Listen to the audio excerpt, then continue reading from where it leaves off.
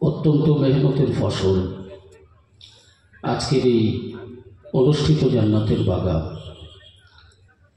অথচ না আমরা বুঝতে পারছি, না আমাদের ছেলেরা বুঝতে পারছে। বাজারে যেভাবে ছেলেদের আনাগোনা,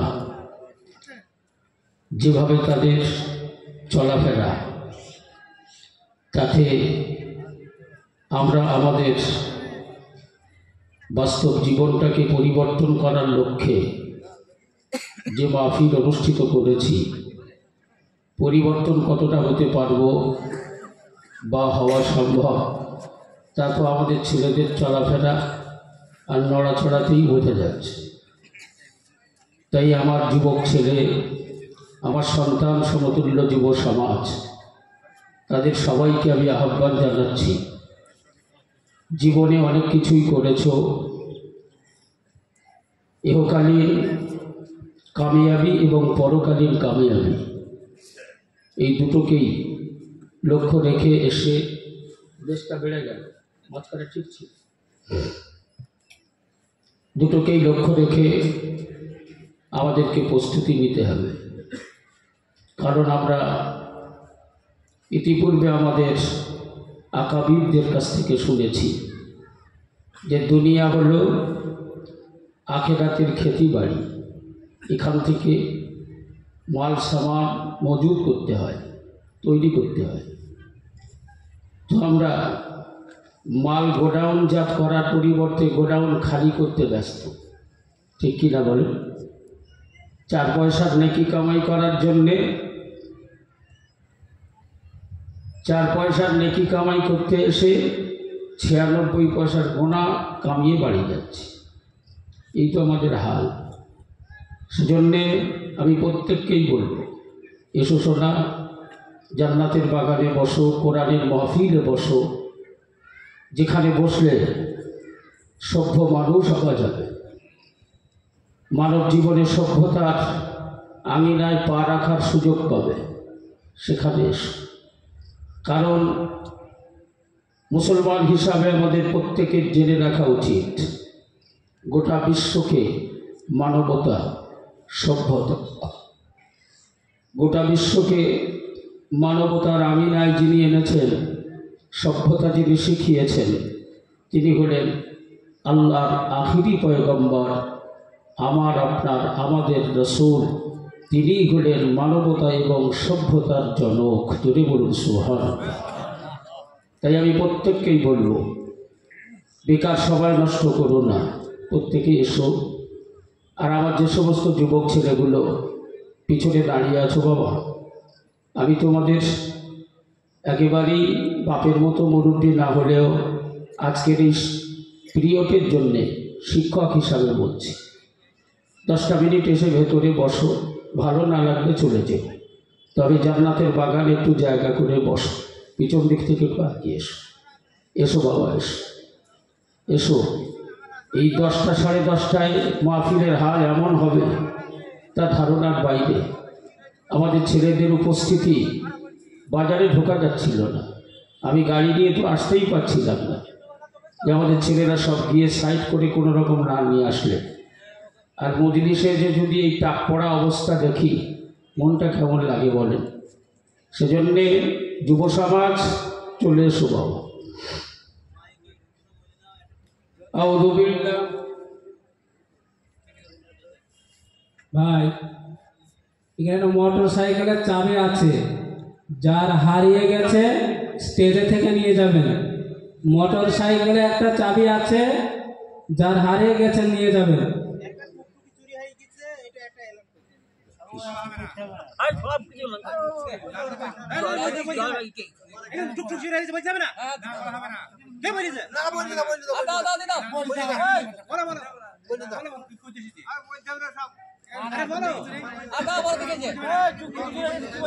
আচ্ছা বাবা, বিতর্ক করো না, বিতর্কের জায়গায় যেও না,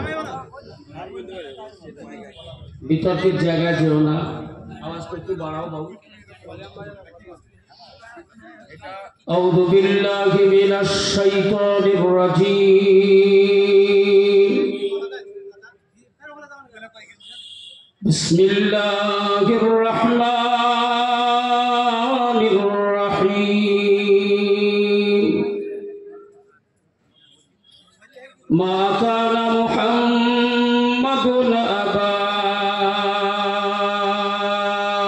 أحد من رجالكم ولكن رسول الله وخاتم النبيين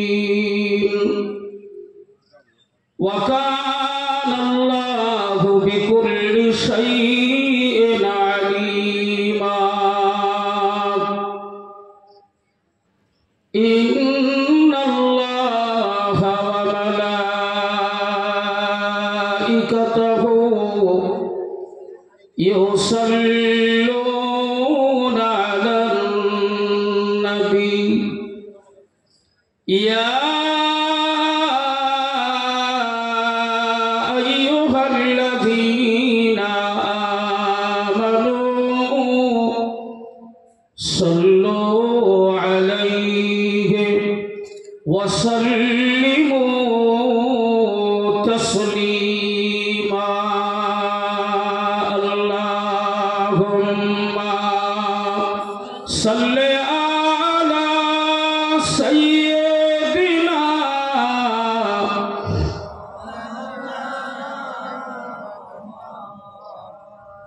মোহাব্বতে প্রাণ ভরে পড়েন ওয়া আলা আলি সাইয়্যিদিনা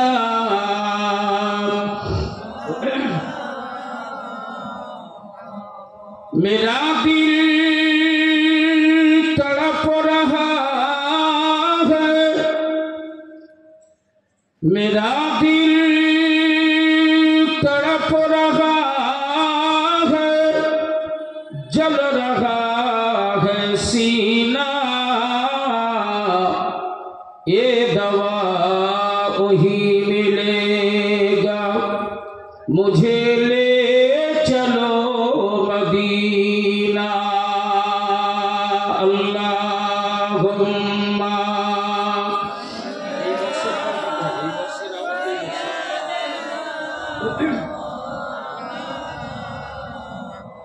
খুব ভালো হচ্ছে আর একটু মন খুলে পড়েন ওয়া আলা আলি সাইয়্যিদিনা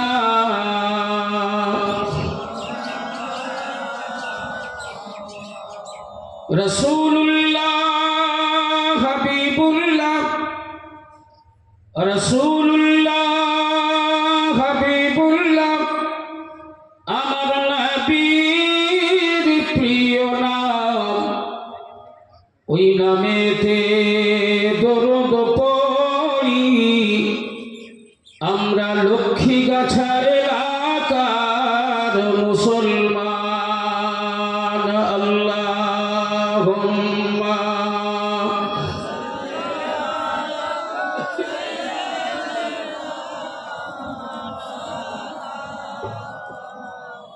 ওয়া আলা আলি সাইয়্যিদিনা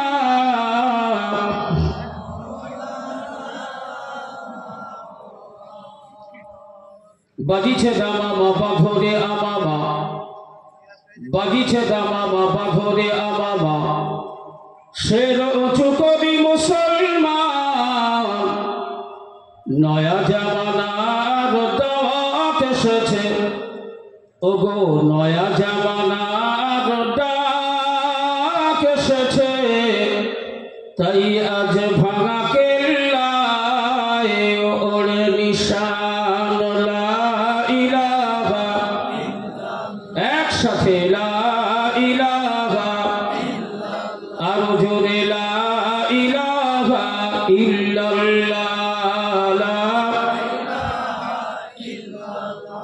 লা ইলাহা ইল্লাল্লাহ মুহাম্মাদুর রাসূলুল্লাহ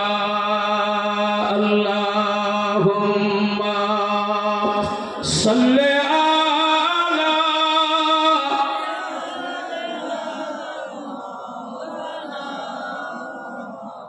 খুব ভালো হচ্ছে আর একটু মন খুলে পড়েন ওয়া আলা আলি সাইয়্যিদিনা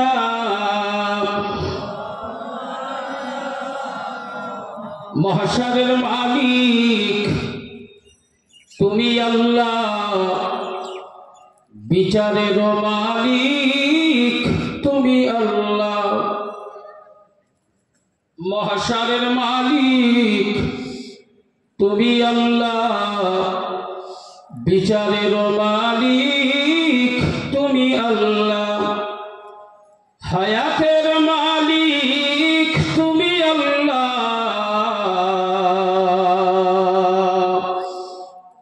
মতের মালিক তুমি আল্লাহ। লা ইলাহা, খুব ভালো হচ্ছে, লা ইলাহা লা ইলাহা ইল্লাল্লাহ মুহাম্মাদুর রাসূলুল্লাহ। আল্লাহুম্মা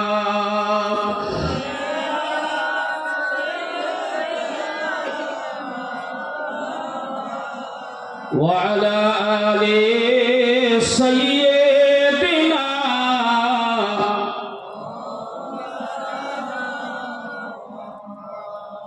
আলহামদুলিল্লাহ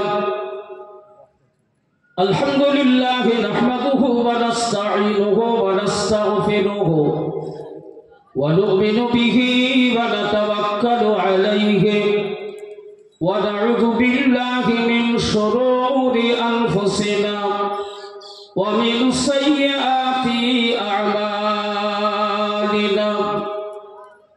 মান ইয়াহদিহিল্লাহু ফালা মুদিল্লা লাহু ওয়া মান ইউদ্লিলহু ফালা هادي له ونشهد أن لا إله إلا الله وحده لا شريك له ونشهد أن سيدنا ونبينا ورسولنا وحبيبنا وطبيبنا وسندنا ومولانا مرشدنا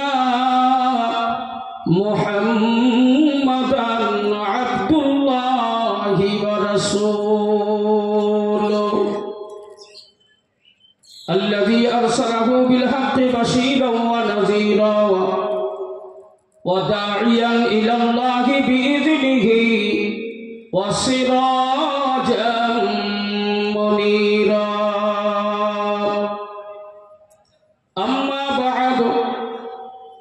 فيا أيها العلماء والغافرون رحمنا ورحمكم الله.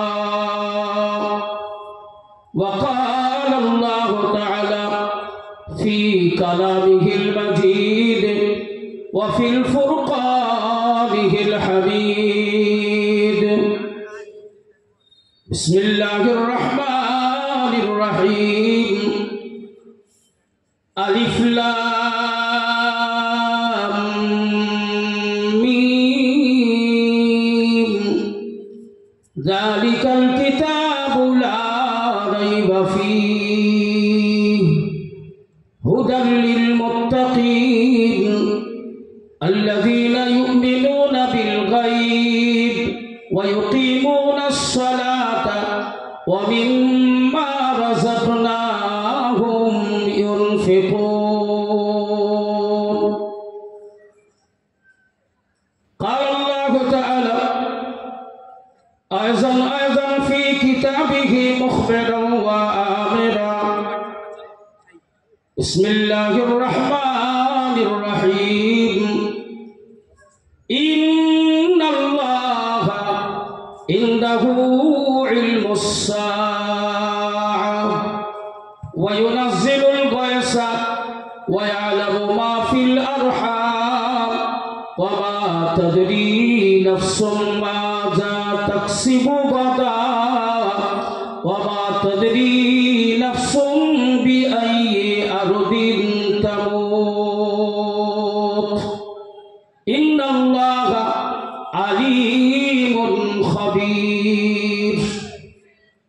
قال رسول الله صلى الله تعالى عليه وسلم إذا مات الإنسان انقطع عنه عمله إلا من ثلاثة إلا من صدقة جارية أو علم ينتفع به أو ولد صالح يدعو له.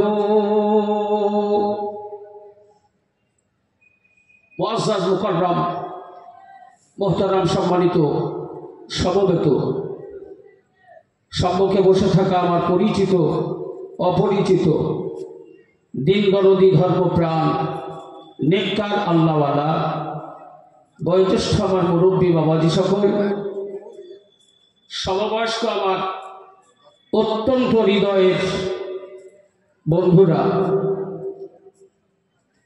সন্তান সমতুল্য যুব সমাজ, স্নেহের আদরে ছোট্ট ছোট্ট বাচ্চারা, আড়ালে আবদালে অদূরে অলক্ষ্যে পর্দার অন্তরালে বসে থাকা পর্দা নাসিনা ধার্মিকা আবেদা জাহেদা তাহেরা স্নেহময়ী মমতাময়ী আমার আম্মাজান বোন বেটি এবং বৌমারা, আল্লাহ পাকের শাহী দরবার, মহান মালিকের শাহী দরবারে আজ আমরা লক্ষ্মীগাছা গ্রামবাসীদের পক্ষ থেকে অসংখ্য অজস্র কৃতজ্ঞতা আর শুকরিয়া জ্ঞাপন করতে চাই যে মহান মালিক আমাদেরকে না চাইতেই মেঘ না চাইতেই বৃষ্টি। আল্লাহর কাছে যদি মেঘ চাওয়া হয় আর আল্লাহ যদি বৃষ্টি দেয় তাহলে মানুষ খুশি হয় না? হয় না? কথা বলে না। আল্লাহর কাছে দোয়া চাইছে, আল্লাহ মেঘ দাও। আল্লাহ মেঘ দিয়ে মেঘ দেওয়ার সাথে সাথে বৃষ্টিটাও দিলেন। তাহলে যে মেঘ চাওয়ার দোয়া চেয়েছিল ও খুশি হবে না? হবে না? তো আমাদের না চাইতে আল্লাহ খুশি হওয়ার মতো পুরস্কার আমাদেরকে দিয়েছেন। জোরে বলুন সুবহানাল্লাহ। কি খুশি? কিসের পুরস্কার? আমরা জানি আল্লাহর আখিরি পয়গম্বর,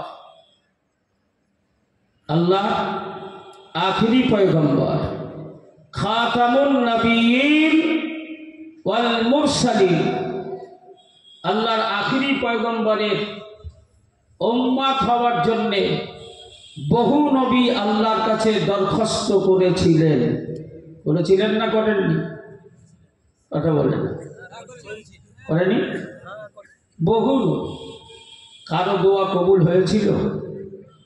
ব্যতিক্রমী মরিয়ম তনয়া, মরিয়মের একমাত্র পুত্র আর আল্লাহ পাকের নির্বাচিত নবী হযরত ঈসা রুহুল্লাহর দোয়া ছাড়া আর কারো দোয়া কবুল হয়নি। ওয়া কাল্লামাল্লাহু মূসা তাকলিমা, কোরআনের ভাষায় আল্লাহ পাক একজন নবীর সাথে কথা বলতেন। এই নবীটার নাম হলো মূসা। তার উপরে আল্লাহ একটা কিতাব নাজিল করেছিলেন, আসমানি কিতাব। চট করে একটু বলো তো শোনা, আলোচনার সূচনাতে মূসাকে আল্লাহ যে কিতাবটি দিয়েছিলেন ওই কিতাবটার নাম কি? সবাই মিলে বলেন তাওরাত। সকলে মিলে বলি তাওরাত। উচ্চ আওয়াজে, কারো জবান বন্ধ না থাকে। মূসা কালিমুল্লাহকে আল্লাহ উপহার দিয়েছিলেন যে কিতাব, মূসার উপরে যে কিতাব নাজিল করা হয়েছিল ওই কিতাবটার নাম হলো তাওরাত। কি নাম? তাওরাত। এই তাওরাত কিতাবে আমার কথা, আপনার কথা, আমাদের সকলের কথা এত বেশি পরিমাণে তাওরাতে আলোচনা করা আছে। আমাদের শান, আমাদের মান, আমাদের মর্যাদা, আমাদের সুমহান মর্যাদা, এই ব্যাপারে তাওরাতে এত বেশি আলোচনা করা আছে যে মূসা ওই আলোচনা করা সেইগুলিকে যত দেখছে, যত পড়ছে, ততই যেন আমাদের জন্যে পাগল হয়ে যাচ্ছে। তাই আল্লাহর কাছে প্রথমত হাত পেতে দোয়া চেয়েছিলেন, আল্লাহ আখিরি নবীর উম্মত, উম্মতে মুহাম্মাদীদের এত মর্যাদা, এত শান ওদের, আল্লাহ আপনি এক কাজ করেন না, আখিরি নবীর উম্মত, এই মর্যাদা সম্পূর্ণ উম্মতগুলোকে আমি মূসার উম্মত হিসাবে আপনি কবুল করে ওই উম্মতগুলোকে আমার উম্মত বানিয়ে দেন। আল্লাহ বললেন না, তা হবে না। হাদিসে এসছে মুসা এই দোয়াটি আল্লাহর কাছে 8 বার করেছিলেন। কতবার? সকলে মিলে বলেন 8 বার। আল্লাহ 8 বারই প্রত্যাখ্যান করেছেন, ফিরিয়ে দিয়েছেন। নবমবারে মুসা দোয়ার কোয়ালিটিটা পাল্টালো। আল্লাহর কাছে বললেন, আল্লাহ 8 বার চাইলাম, কবুল হলো না। আল্লাহ তাই নবমবারে আমি দোয়াটা পরিবর্তন করলাম। আখিরি নবীর সম্মানিত উম্মাতগুলোকে আমি মুসার উম্মাত হিসাবে যদি আপনি কবুল আর মঞ্জুর নাও করেন, আমি মুসা নবীকে অন্তত আখিরি নবীর উম্মাত হওয়ার সৌভাগ্য দান করুন। আল্লাহ বললেন, এটাও অসম্ভব, এটাও কবুল করা হবে না। উম্মতে মুহাম্মাদীগুলোকে তোমার উম্মত বানাবো, আর না তোমাকে উম্মতে মুহাম্মাদী বানাবো, কিছুই কবুল হবে না। লাখের উপরে নবী আমার নবীর উম্মত হওয়ার জন্য দরখাস্ত করলেন, মঞ্জুর হলো না। এ জওয়ান যুবকেরা, ও উম্মতে মুহাম্মাদীরা, ওরে লক্ষ্মীগাছা এলাকার সোনার মানিকেরা, আমাদের দরখাস্ত করার দরকার হয়নি, আমাদের দোয়া চাওয়ার প্রয়োজন হয়নি। বিনা দরখাস্তে, বিনা দোয়ায় আল্লাহ খুশি হয়ে পুরস্কার হিসাবে আমাদেরকে উম্মতে মুহাম্মাদী করেছে। একটু বলা গেল না সুবহানাল্লাহ? আমরা একটু মন খুলে বলতে পারলাম না সুবহানাল্লাহ? এর জন্য আমাদের কপাল তকদির বড় হয়েছে না ছোট? আমাদের সম্মান আল্লাহ বাড়িয়েছে। তাই আমরা হলাম উম্মতে মুহাম্মাদী, আল্লাহর আখিরি নবীর উম্মত, অনুসারী এবং অনুগামী। আল্লাহ আমাদেরকে অনেক ফেসিলিটি দিয়েছেন, আমাদের জন্য অনেক ছাড়ের ব্যবস্থা আছে। আমাদেরকে আল্লাহর পক্ষ থেকে ও অফুরন্ত করুণা এবং দয়া আমাদের জন্যেই আল্লাহ দান করেছেন। জোরে বলুন সুবহানাল্লাহ। এ জওয়ান যুবকেরা, ও লক্ষ্মীগাছা সোনার মানিকেরা, আমি কেবলমাত্র মনে করিয়ে দেওয়ার জন্য বলছি, শোনা, পবিত্র কোরআনুল কারীমের একদম সূচনা আপনার কাছে আমি তেলাওয়াত করেছি। সূরাতুল বাকারা, এই সূরা বাকারার সূচনা করেছি। এ জওয়ান যুবকেরা, মহান মালিকের পক্ষ থেকে আমি আপনাদের সবাইকে নিয়ে আলোচনার সূচনাতে মহান মালিকের পক্ষ থেকে যাতে লক্ষ্মীগাছায় অনুষ্ঠিত এই জান্নাতের বাগানে আল্লাহর রহমত আর বরকত নসিব করা হয়, আমাদের উপস্থিতিটাকে আমার আল্লাহর দরবারে যাতে মঞ্জুর করা হয়, তার জন্যই তো আপনাদের সবাইকে নিয়ে মহান মালিকের দরবারে সূচনার আগে একটু প্রশংসা, একটু হামদ, একটু তারিফ, একটুখানি প্রশংসা সূচক আল্লাহর শাহী দরবারে কৃতজ্ঞতা জ্ঞাপন করা। যে মালিক আমাদেরকে সৃষ্টি করেছেন, যে মালিক আমাদেরকে সৃষ্টি করেছেন, তিনি হলেন আমাদের রব, তিনি হলেন আমাদের রব। আপনি অবাক হবেন, আল্লাহ পাকের এই রব, রব শব্দের ব্যাখ্যা, রব শব্দের তাফসীর, রব কাকে বলা হয়? রব, রবের আবিধানিক অর্থ কি?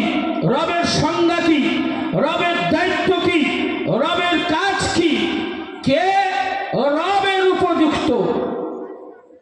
এই রব শব্দের ব্যাখ্যা মুফাসসিরিনে কেরামেদের লেখনীর মাধ্যমে আমি অযোগ্য খায়রুজ্জামান আমার দেখা 16 থেকে 17 খানা তাফসীর আমি দেখেছি, রব শব্দের ব্যাখ্যা দিয়েছেন। তবে সবচাইতে গ্রহণযোগ্য এবং যুক্তিসঙ্গত রবের ব্যাখ্যা দিয়েছেন ইমাম মাহমুদ আলুসি রহমতুল্লাহ আলাইহি। তার ব্যাখ্যাটা গ্রহণযোগ্য এবং সর্বজন গৃহীত। তিনি রবের ব্যাখ্যা দিয়েছেন, রব তারবিয়া। এই তারবিয়াতের ব্যাখ্যায় বহু লম্বা আলোচনা করা হয়েছে। রব কাকে বলা হয়, রবের দায়িত্ব কি? আচ্ছা বলো তো বাবা, ইমাম মাহমুদ আলুসি রহমতুল্লাহ আলাইহি যে ব্যাখ্যা দিয়েছেন সেখানে একটা দৃষ্টান্ত দিয়েছেন। আমি আপনাদেরকে জাস্ট সেই দৃষ্টান্তটা বোঝার জন্যে একদম প্লেন বাংলা ভাষায় একদম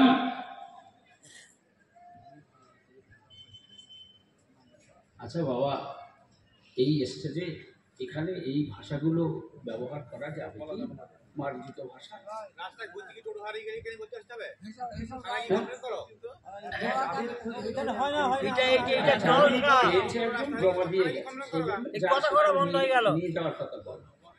এইসব ভাষাগুলো মার্জিত ভাষা কি? এগুলো ব্যবহার করার মতো ভাষা? হ্যাঁ, এগুলো মার্জিত ভাষা নয়। যাক বাবা, আমি বুঝিয়ে বলেছি, আপনারা প্রতিবাদ করবেন না। আপনারা সবাই একটু প্রাণ ভরে তাকবীর দেন তো, নারায়ে তাকবীর।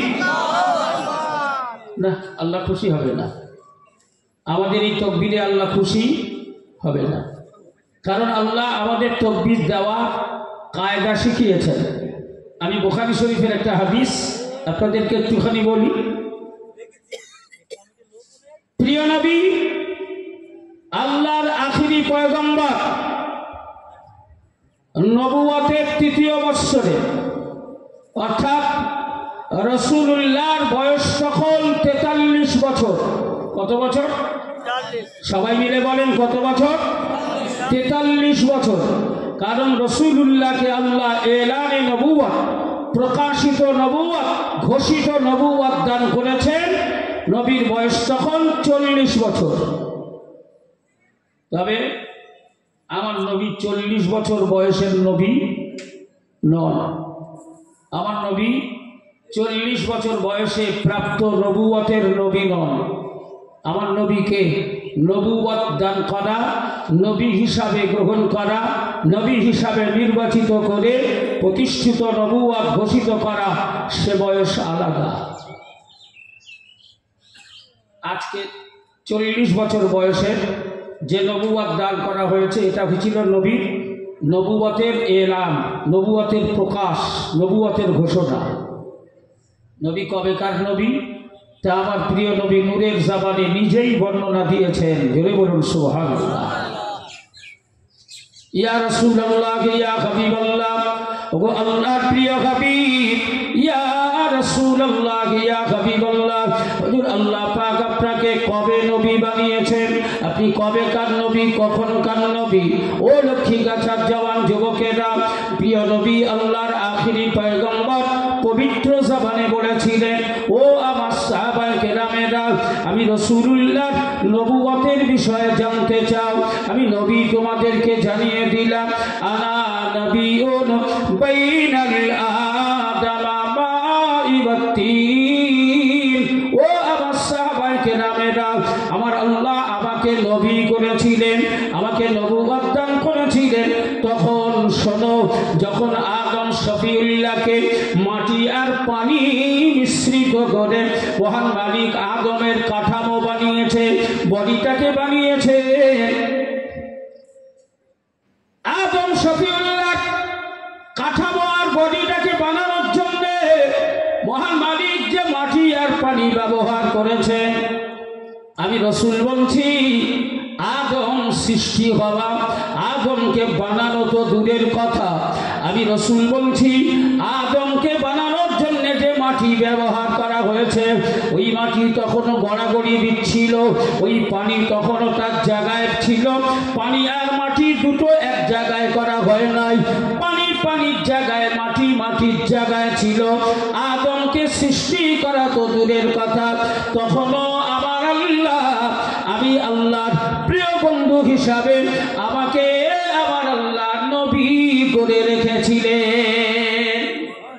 যদি বলা যাবে না, এই আওয়াজটা, এই বক্সের আওয়াজটা একটুখানি আমার কাছে আসলে ভালো হয় একটু। তাহলে আমার নবী কবেকার নবী? আদম যখন সৃষ্টি হয়নি, আদম সৃষ্টি করার জন্য পানি পানির জায়গায়, মাটি মাটির জায়গায়, আল্লাহ রসুল বলছেন তখনও আমাকে আমার আল্লাহর নবী করেই রেখেছিলেন। জোরে বলুন সুবহানাল্লাহ। এ জওয়ান যুবকেরা, বিষয়টাকে একটু গুরুত্ব দিতে হবে। শোনা, আমি আপনাদের কাছে আমার প্রিয় হাবিবের কথা বলছিলাম।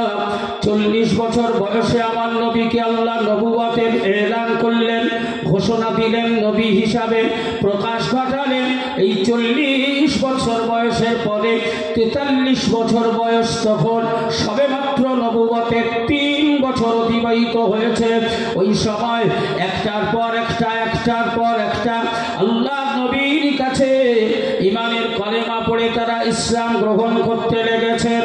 ইসলামের সংখ্যা, ইসলামের অনুসারীর সংখ্যা দিনে দিনে বৃদ্ধি ঘটছে। এ জওয়ান যুবকেরা, তাফসীরে উল্লেখ করা হয়েছে আল্লাহ পাক আমার প্রিয় হাবিবের চেহারাটাকে, এমন চেহারা আমার আল্লাহ আমার প্রিয় রসুলকে দান করেছিলেন। আমার নবীর মাথার চুলগুলো ছিল মুআজিজা, আমার নবীর দাঁতগুলো ছিল মুআজিজা, আমার রাসূলুল্লাহর চোখ দুটি ছিল মুআজিজা, আমার রাসূলুল্লাহর চেহারাটা ছিল মুআজিজা, নবীর হাত দুটো ছিল মুআজিজা।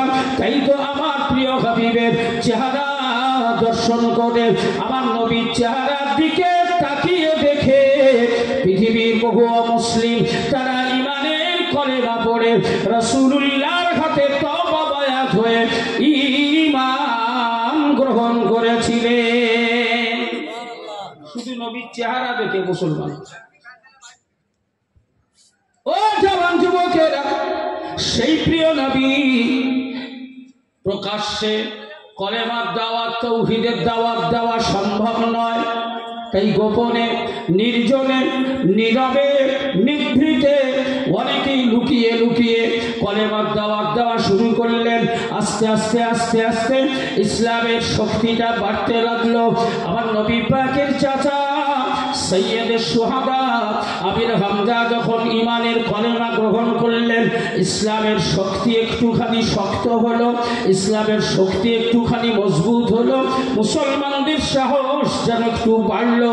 তারপরে নবুয়তের 3য় বৎসরে, অতএব নবীর 43 বছর বয়সে আল্লাহর নবীর মাথাটা কাটার জন্যে, নবীর গর্দান কাটার জন্যে খাত্তাবের বেটা উমর উলঙ্গ তরবারি নিয়ে বার হয়ে পড়ল।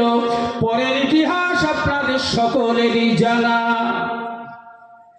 ওমর তরবারি বার করেছিল নবীর মাথা কেটে নিয়ে আসবে। সিদ্ধান্ত হয়েছিল 100 উট পুরস্কার দেওয়া হবে যে মোহাম্মদের মাথা কেটে এনে জমা দিতে পারবে।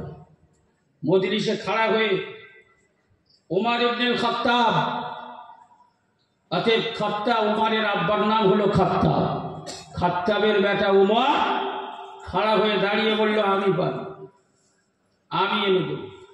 সবাই সাবাসি দিল, হাততালি মারল, ওমরের পিঠ চাপড়ে দিল, সাবাস বাপের বেটা। ওবার যখন এ কথা বলেছে কাজ অবশ্যই হবে। মোহাম্মদের আর দুনিয়ায় থাকার সময় নেই, ওর দুনিয়াতে থাকার সময় শেষ হয়েছে। কারণ ওমরকে দেখলেই এক ঘাটে বাঘ আর ছাগল পানি খেত। ওমরকে দেখলেই ভয়ে মায়ের কোলে বাচ্চারা সিটিয়ে যেত। শুধু একবার জ্বালাতন করা, আবদার করা, মায়ের আঁচল ধরে টানা, কান্নাকাটি করা বাচ্চাকে যদি বলা হতো ওই ওমর আসছে, ব্যাস চুপ। সেই ওমর যখন বলেছে আমি গলাকে মাথা কেটে আনবো, তো তখন সবাই সাবাসি দিয়ে বলল হ্যাঁ সম্ভব, তুমি পারবে। কিন্তু আমার আল্লাহর কৌশল ছিল, আল্লাহর কৌশল ছিল আলাদা। এ জওয়ান যুবকেরা, ওমর তরবারি নিয়ে বার হলো, আল্লাহর সিদ্ধান্ত পরিবর্তন হলো। আমার আল্লাহ সিদ্ধান্ত নিলেন, আল্লাহর পক্ষ থেকে সিদ্ধান্ত গ্রহণ করা হলো। খাত্তাবের বেটা যে তরবারি আমার প্রিয় হাবিবের গর্দানে চালানোর জন্য বার করেছে, আমি আল্লাহ সেই খাত্তাবের বেটার হাতের ওই তরবারি আমার আমার রাসূলুল্লাহর কদমে নিয়োজিত করে সেই তরবারি দিয়ে আমি আমার প্রিয় বন্ধুর আমি আল্লাহ হেফাজত করার দায়িত্ব দেব। এ জওয়ান যুবকেরা, যে ওমর তরবারি বার করেছিল নবীর নিরাপত্তার বিরুদ্ধে, নবীকে নিরাপত্তাহীন করে দেবে, আমার আল্লাহ পাকের সিদ্ধান্ত হলো ওমরের সেই তরবারির মাধ্যম দিয়ে আল্লাহর নবীর সিকিউরিটি, আল্লাহর নবীর নিরাপত্তা আল্লাহ আরো বাড়িয়ে দেবে। বলা যাবে না? এই ওমর পরিশেষে রাসূলুল্লাহর কদমে তরবারি ন্যস্ত করলেন। ইয়া রাসূলুল্লাহ, ইয়া হাবিবাল্লাহ, ওমরের যে তরবারি মুহাম্মাদের মাথা কাটার জন্য বার হয়েছিল সেই তরবারি আজ থেকে মুহাম্মাদের মাথা হেফাজত করার দায়িত্ব পালন করবে। জোরে বলুন সুবহানাল্লাহ। সেই দিনে ওমর বলেছিলেন, হুজুর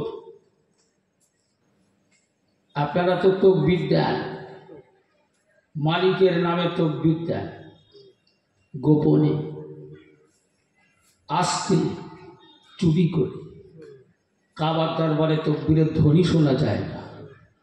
আমি খাত্তাবের বেটা ওমর, আমাকে একটু অনুমতি দেন, আমি কাবার দরবারে আজ প্রকাশ্যে তাকবীর দিতে চাই। হিম্মত কারো থাকলে খাত্তাবের বেটা ওমরের সামনে আসবে। মুহাম্মাদের শত্রু ছিল ওমর, আজ মুহাম্মাদের চরম পরম দোস্ত খাত্তাবের বেটা ওমর প্রকাশ্যে এলান করে আল্লাহর নামে ধ্বনি দেবে। জোরে বলুন সুবহানাল্লাহ। তো ওমর তাকবীর দেওয়ার জন্য লোক দরকার, ঠিক কি না? আপনারা যদি না থাকেন তা আমি কাদের নিয়ে তাকবীর দেব? তো তাকবীর দেওয়ার জন্য লোক দরকার। ওমর খুঁজে খুঁজে খুঁজে খুঁজে সেই সময়ে মাত্র 11 জনকে পেয়েছিলেন। কজন? সবাই মিলে বলেন 11 জন। এই 11 জন তাকবীর দেওয়ার লোক হয়েছে। তো ওমর কি করলেন? ওই 11 জন লোককে দুটো দল করলেন। এক দলে 6 জন আর এক দলে 5 জন। এক দলে 6 জন আর এক দলে 5 জন, দুটো দল করে তাকবীরের সিদ্ধান্ত নিলেন। কাবার চত্বরে দাঁড়িয়ে দুই দলের পক্ষ থেকে আমার আল্লাহ নামের ধ্বনি উচ্চারিত হলো। গোটা মক্কা যেন কেঁপে উঠল, সবাই চারিদিক থেকে উকি ঝুঁকি দেওয়া শুরু করলো। কাবার দরবার থেকে এই তাকবীরের ধ্বনি, কে এ আওয়াজ দেয়, কার এত সাহস? মুখ বাড়িয়ে লক্ষ্য করে দেখে খাত্তাবের বেটা ওমর ওই দুই দলের নেতাদের সম্মুখ সমরে দাঁড়িয়ে, সকলের আগে দাঁড়িয়ে ওমরের জবান দিয়ে আল্লাহ নামের ধ্বনি উচ্চারিত হচ্ছে। জোরে বলুন সুবহানাল্লাহ। আমরা তাকবীর দিই, আর ওমর 11 জনকে নিয়ে তাকবীর দিয়েছিলেন। সেই তাকবীরের ধ্বনি গোটা মক্কায় কম্পন শুরু হয়েছিল, কম্পন সৃষ্টি হয়েছিল। আজ আমরা লক্ষ্মীগাছা থেকে সেই রকম গোটা মক্কা এলাকায় কম্পন সৃষ্টি না করতে পারলেও অন্তত আমাদের এই প্যান্ডেল এরিয়াটাও তো কম্পনের সৃষ্টি করাতে পারি। একটু তাকবীর দেন তো, নারে তাকবীর। খাওয়া দাওয়া তো হয়েছে, রীতিমতো খাওয়া চলছিল দেখলো। আপনারা সবাই কম বেশি খেয়েছেন তো নাকি? খেয়েছেন? তাহলে তো গায়ে একটু বল শক্তি হওয়া দরকার। তাহলে বল শক্তি দিয়ে তাকবীর দেন, নারে তাকবীর। আর একটু জোরে নারে তাকবীর। মহান মালিকের নির্দেশ হলো ওয়াকাব্বিরহু তাকবীরা। আমি তোমাদেরকে শক্তি দিয়েছি, পাওয়ার দিয়েছি, ক্ষমতা দিয়েছি, ইউনিটি দিয়েছি। আমার নাম যখন উচ্চারিত হবে সর্বশক্তি প্রয়োগ করবে, সর্বশক্তি ব্যবহার করবে, এক চুল পরিমাণ অলসতার জায়গা দেবে না। তাহলে আমি মালিক তোমাদের উপরে খুশি হব, আর খুশি হওয়া মানেই তোমাদের জীবনের গুনাহগুলোকে আমি আল্লাহ মাফ করে দেব। জোরে বলুন সুবহানাল্লাহ। জোরে বলা যাবে না?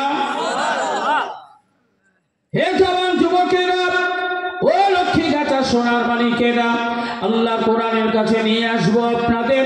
তবে রাসূলুল্লাহর একজন অনুরাগী ভক্ত সাহাবীর কথা আপনাদেরকে একটুখানি শোনাই। একটা হাদিস শরীফের আলোচনা একটুখানি রাখি। আমার নবীকে মনে প্রাণে জানে প্রাণে ভালোবাসতেন আল্লাহ রাসূলের এক অনুরাগী। তখনও পর্যন্ত তিনি ঈমানের কলেমা পড়েন নাই, শুধু নবীর আলোচনা তার কানে পৌঁছেছে, আল্লাহ রাসূলের আলোচনা শুনেছে। আর এই শোনার মাধ্যম দিয়ে আল্লাহ নবীকে রীতিমতো ভালোবেসে ফেলেছে। কিন্তু ভালোবাসলে কি হবে? নবীর কাছে আগমন করা, আল্লাহ রাসূলের কাছে আসার মতো পরিবেশ তার হাতে ছিল না, আমার নবীর কাছে আসার মতো সুযোগটা ছিল না। কারণ অত্যন্ত গরিব ঘরের সন্তান হওয়ার ফলে, অত্যন্ত গরিবের ঘরে জন্ম নেওয়ার ফলে রীতিমতো বাজারে গরু ছাগল ভেড়া যেমন বিক্রি হয়, তৎকালীন সময়ে বাজারে গোলাম চাকর কেনা বেচা হতো।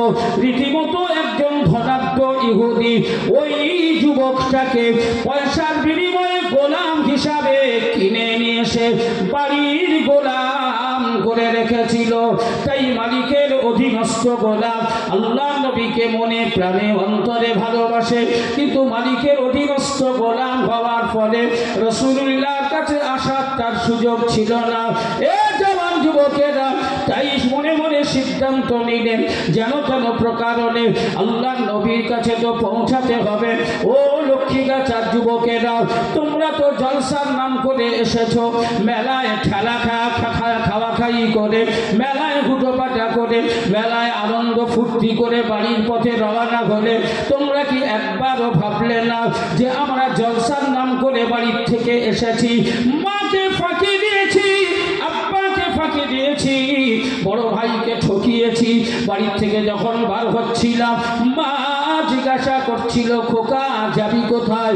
বলেছ লক্ষ্মীগাছার জলসায় যাচ্ছি। আব্বাকে ফাঁকি দিয়েছ, ঠকিয়েছ। আব্বা যখন জিজ্ঞাসা করেছিল, খোকা গাড়ি বার করছিস কোথায় যাবি? আব্বাকে তো বলেছ জলসায় যাচ্ছি। এ যুবক, তোমার কদমটা তো জলসার মাঠে পড়ল না, বরং বাজারে আর মেলায় ঘুরে সময়টা তো কাটিয়ে দিলে। বাপকে ঠকালে, মাকে ঠকালে, ভাইকে ঠকালে, জানলে না, একবারও মনে করলে না আমার রাসূলকে তো ঠকিয়ে দিয়ে গেলে, আল্লাহর কোরআনকে তো ধোঁকা দিয়ে গেলে, আমার মালিকের সাথে মুনাফিকি করলে। ও যুবক, তুমি কি জানো না তোমার যত লম্বা চওড়া রাহুত তোমার সামনে খোলা থাক না কেন, লাটাই কিন্তু আমার মালিকের হাতে আছে। টান দিলে হে যুবক তুমি আর যুবক থাকবে না। আল্লাহ যদি লাটাই টান দেয়, ও যুবক তোমার নাম পরিবর্তন হবে, তোমায় যুবক বলে আর কেউ ডাকবে না। তখন তোমার নামে প্রচার হবে, এলান হবে, লাশ কখন বার হবে। এ যুবক, তুমি ভুলে গেলে আজ তুমি সবাইকে ঠকালে, ধোঁকা দিলে, জলসার নাম করে আসলে অথচ জলসায় কদম রাখলে না। এই ঠকবাজি চুরি করা হিসাব তোমায় দেওয়া লাগবে। আমার আল্লাহর কাছ থেকে রেহাই পাওয়ার কোনো সুযোগ তোমার হবে না। আমি কি ভুল বলছি মনে হয়? এই যুবক, সাবধান হয়ে যাও, সতর্ক হয়ে যাও। মক্কার যুবক আল্লাহর নবীকে ভালোবাসে, আল্লাহ রাসূলকে ভালোবাসে, কিন্তু ইহুদি বাড়ির গোলাম, তাই তার আসার মতো কোনো সুযোগ নাই, আসার মতো কোনো পরিস্থিতি নাই। মনে মনে সিদ্ধান্ত নিলেন আল্লাহ নবীর কাছে পৌঁছাতে তো হবে। আমি কেমন ভাবে পৌঁছাবো? মালিক তাকে সারাদিন কাজ করায়, সারাদিন বাগানের কাজে ব্যস্ত রাখে, সন্ধ্যাবেলায় বাড়িতে নিয়ে যায়, কোনো রকমে দুটো খাবার দেয়, আর তার জন্য একটা দুচালা ঘর বানিয়ে দিয়েছে। সেই ঘরে টিম টিম করে আলো জ্বলে, আর খাওয়া দাওয়া করে এসে রাতের বেলায় ঘুমায়। ওই হলো গোলামের ঘর, ওটাই হলো চাকরের ঘর।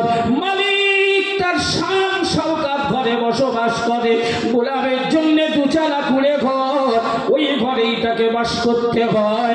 তাই আল্লাহ রাসূলের প্রেমিক যুবক মনে মনে সিদ্ধান্ত নিলেন, মালিক সারাদিন বাগানে খাটায়, সারাদিন বাগানে কাজ করায়, আর রাতের বেলায় আমি আবার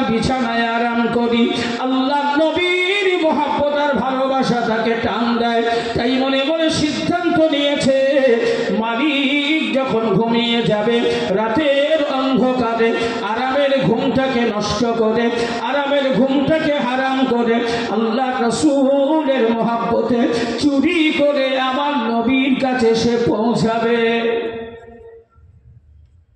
মালিক জানতে পারলে অসুবিধা আছে। তাই সন্ধ্যার পরে খাওয়া দাওয়া সারা হয়ে গেছে, চোরের মতো উকি ঝুঁকি মারছে।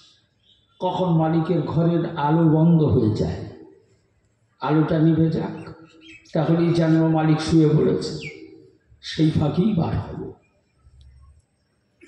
এ জওয়ান যুবকেরা, ও আমার মুরব্বী বাবাজিরা, ও আমার আম্মাজান বোনেরা, বেটিরা, বৌমারা, সুদর্শন যুবক, রাতের অন্ধকারে উকি ঝুঁকি মারে।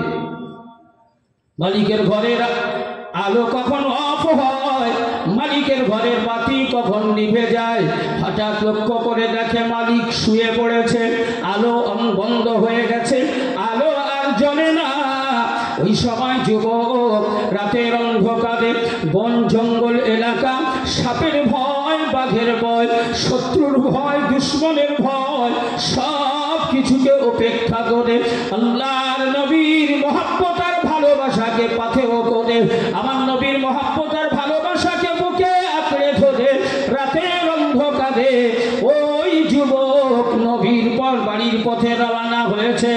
এ জওয়ান যুবকেরা, রাতের অন্ধকারে মরুভূমি এলাকা, মরুভূমি পথ পাড়ি দিয়ে রওনা হয়েছে। পাছে চলতে গিয়ে হঠাৎ খস করে শব্দ হয়, বুকের ভিতরে ঝনাত ফুটে ওঠে। না জানি কোথায় সাপের ছোবল, কোথাও বাঘের দেখা, কোথাও বা হিংস্র জানোয়ারের আঘাত, কোথাও বা মানুষের কবলে মানুষের কবল, শত্রুদের কবলে পড়ে যাওয়া। এ জওয়ান যুবকেরা জীবনের পরোয়া না করে রাতের অন্ধকারে আল্লাহর প্রিয় হাবিবের মহব্বত আর ভালোবাসাকে পাথেয় করে নবীর বাড়ির দিকে কদমটা চালিয়ে দিলেন। রাতের অন্ধকারে চুরি করে গোপনে নির্জনে আল্লাহর নবীর ঘরে পৌঁছে গেলে দরওয়াজার কাছে গিয়ে আস্তে আস্তে করে টুকটুক করে আওয়াজ দেয়। পাশের বাড়িওয়ালারা যদি জানতে পারে, না জানি কি ঘটনা ঘটে যায়। ও জওয়ান যুবকেরা আল্লাহ রাসূলের দরওয়াজায় টুকটুক করে আওয়াজ দিলেন। প্রিয় নবী, মায়ার নবী, দয়ার নবী আমার দরওয়াজাটা খুললেন। আল্লাহ রাসূলের আলোচনা শুনেছিল, আমার নবীর প্রশংসা শুনেছিল, আমার নবীর বর্ণনা শুনেছিল, আমার নবীর চরিত্রের কথা শুনেছিল। আল্লাহর নবীর চেহারা দেখার সুযোগ হয় নাই। আল্লাহ নবী যেই না ঘরের দরওয়াজা খুলে দিলেন, রাতের অন্ধকারকে হার মানিয়ে আমার নবীর চেহারার নূরানি জ্যোতির ছোটা তার চেহারা এসে হাজির হয়ে গেল। আল্লাহ নবীর চেহারা দেখার সাথে সাথে ওই সুদর্শন যুবক আমার নবীর জন্যে পাগল দেওয়ানা হয়ে গেল। আল্লাহ রাসূলকে লক্ষ্য করে বললেন, ইয়া রাসূলুল্লাহ, ইয়া হাবিবাল্লাহ, হুজুর আমি আপনার আলোচনা শুনেছি, আপনার কথা শুনেছি, আপনার নবুয়ত প্রাপ্তির আলোচনা আমার কানে পৌঁছেছে।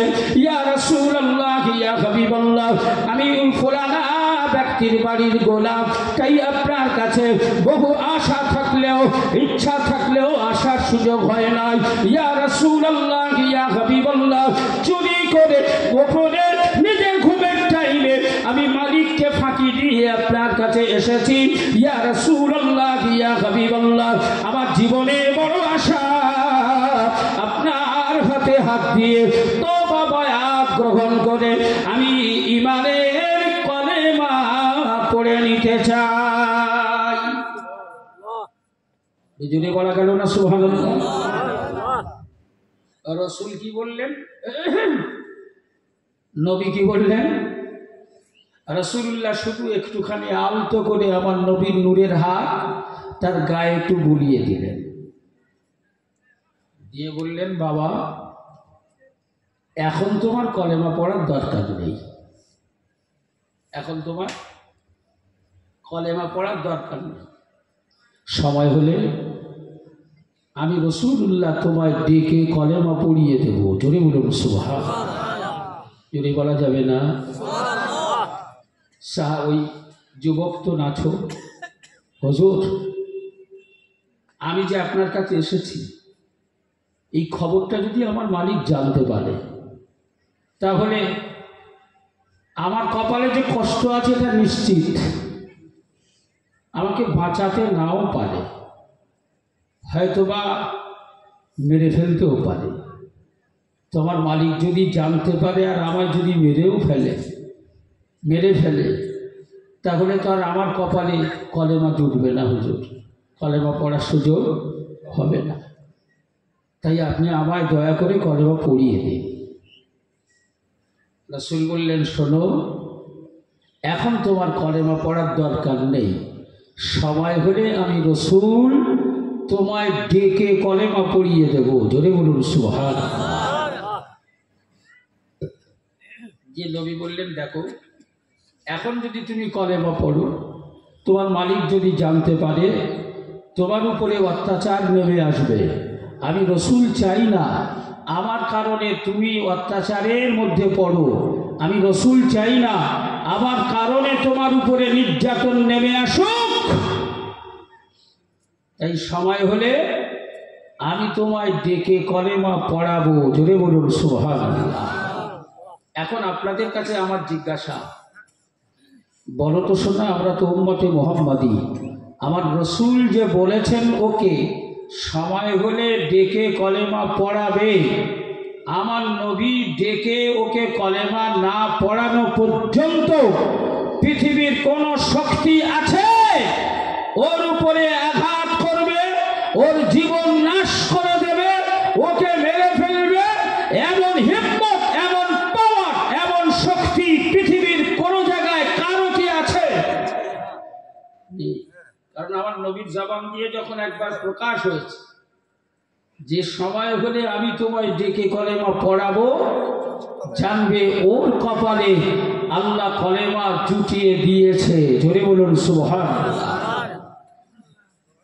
তার কারণ মনে আছে?